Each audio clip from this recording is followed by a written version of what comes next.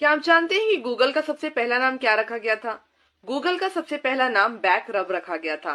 क्या आप जानते हैं कि गूगल की शुरुआत 4 सितंबर 1998 को हुई थी?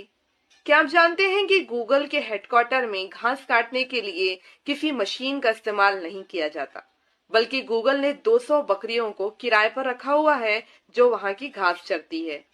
क्या आप जानते हैं कि किसी गूगल कर्मचारी की मृत्यु हो जाने पर उसकी पत्नी को अगले 10 साल तक आधी सैलरी और उसके बच्चों को 19 साल तक $1000 दिए जाते हैं?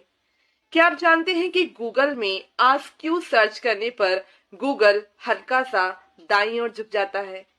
क्या आप जानते हैं कि गूगल के सर्च बॉक्स में do a barrel roll type करेंगे तो गूगल 360 डिग्री घूम जाएगा?